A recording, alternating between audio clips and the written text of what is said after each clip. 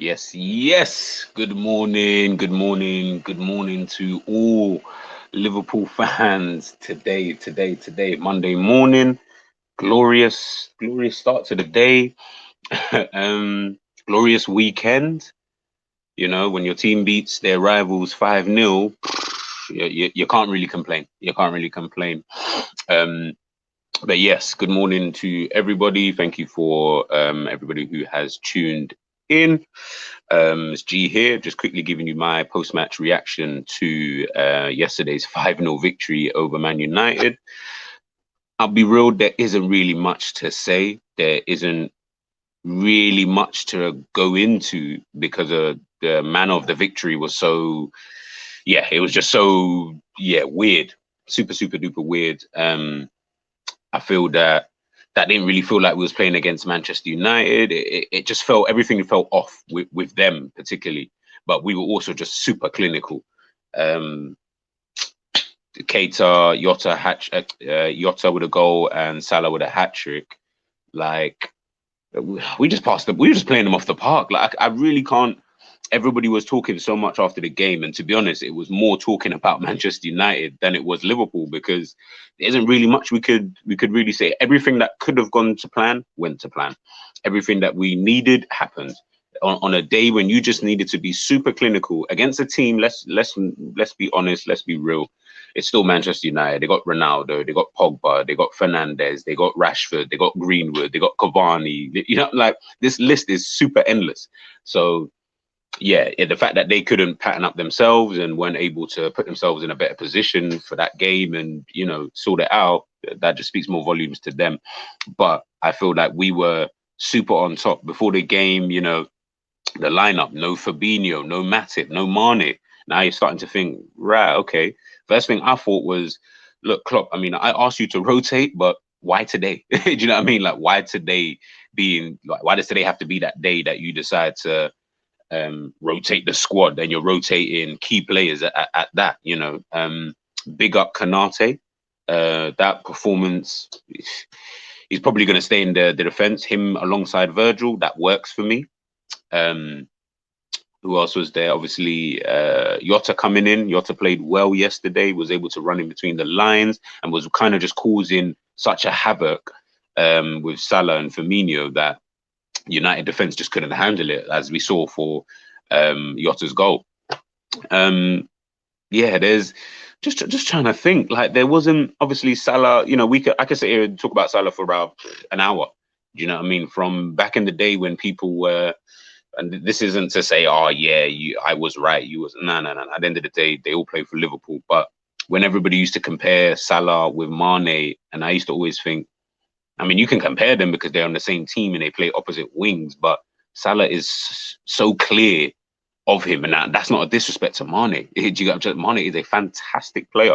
The whole front line is all fantastic. Mane, Jota, Firmino, and Salah, but Salah's just on that extra level. Do you get what I'm trying to say? And I feel every team needs that anyway. You have to kind of have that one guy who's just a bit above everybody else because he's going to be that star quality who gets you out of trouble, gets you the wins that you need, and etc. etc. But yeah, I felt that when everybody was bigging up Salah and bigging up Mane, should I say, when Mane was playing fantastically well, I still felt that Salah was still always going to be the guy. The guy is super consistent, man. He is 5 seasons in, and he's already, I think it's 15 goals and assists this season in 12 games, I believe. Please correct me if I'm wrong, but it's 15 goals and assists this season. The guy's only played about 12 games. I don't know. It's becoming silly now. It's becoming silly. Got more goals and assists in games. Do you get what I'm trying to say? Like that's when we know it's becoming silly now. So hopefully, I don't see him winning the Ballon d'Or. I don't think he would deserve to win the Ballon d'Or this year. I feel like that's like Lewandowski or Messi, whoever, but I don't feel like he has been great throughout the whole of 2021. But in saying that in itself, I still feel that he should definitely be up there, with a shout and stuff like that. And especially if Liverpool continue to start the season, as strong as we have. But yeah, it was a great performance, man. Great performance from front to back. Allison just a rock that back there. Just gives you that assurances. Robbo, fantastic game, you know, getting up and down the pitch, and he was very good at nullifying almost Manchester United's right hand side. Now we know Wan-Bissaka's not a crosser, so he's not getting up there to cross the ball in and do anything in that sense. But you've always got to watch him. Very fast, very good at getting back, very agile. So you've always got to watch for that, almost that third man run, I guess, so to speak. Who else was there? Trent. What more can I say on Trent? Trent is Trent at the end of the day. Again, there's another one I could go into for ages, but I don't even need to do that. We all know what Trent's capable of. We all know, you know, how good he actually is. As we've seen this season, he's kind of started doing that Cancelo role where they drop into the start out right back or left back or whatever it is, and then they come into the middle, and that's where they're mostly playing. Obviously, of course, for the goals, he was out wide because that is his position. But during phases of play, he's coming in. He's coming in, and it almost come like the team then slots into, I guess, a 4 in that middle with, I guess, 3 at the back, but depending on which side of the ball, which side the ball is actually on. Like, it just looks a bit weird. I just feel like when he's in the middle, it almost looks like a 4 in there. But I guess the team's moving around so much. At some point in the game, it probably is a 4 in there, like a flat 4, and then, you know, diamond, and then switch to 3, and then overlap. Like, it's crazy. It's crazy. Obviously, Van Dijk, fantastic performance. Hendo capped off that assist, was top quality. If that was, like they said, if that was De Bruyne or anybody else, we'd be talking about that for time. Yeah, Gerrard, anyone of that ilk, if that was them, we'd be sitting here for time talking about these guys. Oh man, that was a pass. Did you see that outside of the foot? Oh my goodness, his technique is. Hendo's been doing this. He's had that in his locker. That's not a surprise to any Liverpool fan. It's more surprise to rival fans. We've been seeing that. That is definitely not new. A bit like Salah's goals against Watford and Man City. None of that is new to us. We've been seeing that. It's just about time that you guys saw it, you know. Keita played very, very well. I still felt that the team lacked discipline in the middle of the pitch. Yeah, I did honestly feel that the team did lack that discipline, so to speak, without Fabinho. Just someone who's just a rock solid. They're not moving. Do you know what I mean? And I just felt we lacked that. But yeah, I guess it almost even played into our hands that we didn't even have a solid rock, because then everyone was able to almost move around freely and kind of do whatever it is they needed to do. James Milner, you know, sturdy performance, Mr. Consistency. Curtis Jones played okay when he came on. I guess his highlight was Ronaldo trying to kick him while he was down. He played okay. A few loose touches here and there, but you know, he was just coming back from an injury, to my knowledge. So not too fussed with that. But and then yeah, obviously, you know, the front 3, 4, absolutely fantastic, and all the subs played their part. Like, it was a really, really good day. It just didn't feel like a derby game, so to speak, just because, you know, Man United were, I guess, all over the shop, and you know, all that kind of stuff. Where do they go from here? I don't know. Everyone's, you know, asking each other the same thing. All fans, you know, I mean, where does Manchester United go from here?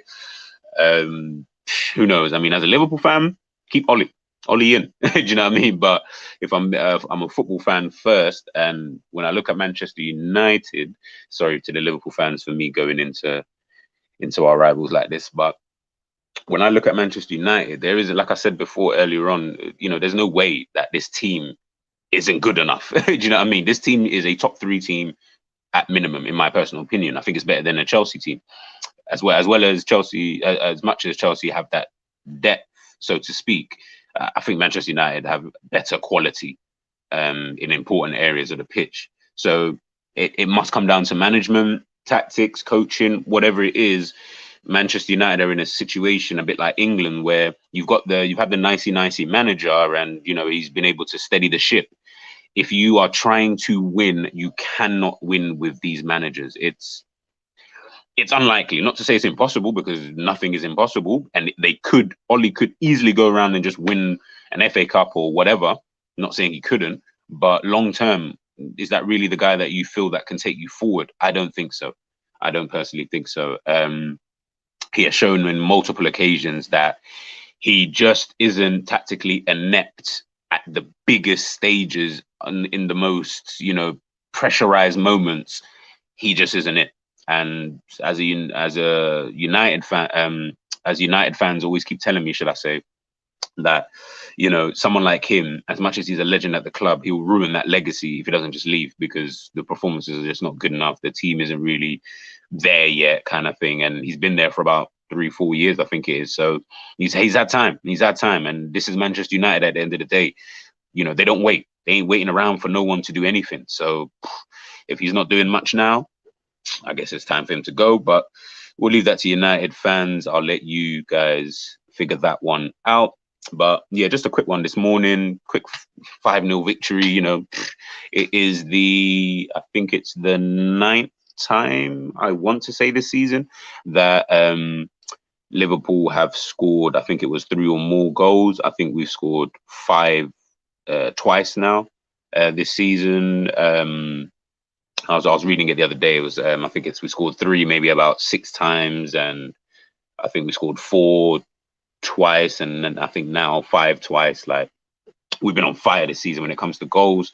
Long may it continue. Mo Salah, like I said, Mo Salah is Mo Salah, best player in the world on current form. And yeah, long may it continue. Got a game on Wednesday against Preston in the Cup. Hopefully we can actually win that. I wouldn't mind getting a trophy, I wouldn't mind a little Carabao Cup, just to kind of keep the trophies coming in and get the team used to this feeling of, okay, we're fighting for every trophy, so we've got to do everything. So yeah, hopefully we can beat Preston, and then we've got Brighton, tough game at home next weekend, or this weekend, should I say. So hopefully we can get the 3 points there, keep the pressure on Chelsea, and off to Atletico Madrid, or against Atletico Madrid at home. I think it's next week, Wednesday. So yeah, we've got good few games coming up. 3 competitions that we're playing in the next 3 games: Carabao Cup, Premier League, and Champions League. So 3 wins out of that, I think we'll be looking at a potentially incredible season, man. But guys, look, I'm gonna love you and leave you guys. Please like, share, subscribe, follow, everything that you need to do under the social media sun. Have a great day today. And as I always say, have a warm and lovely day. Boom.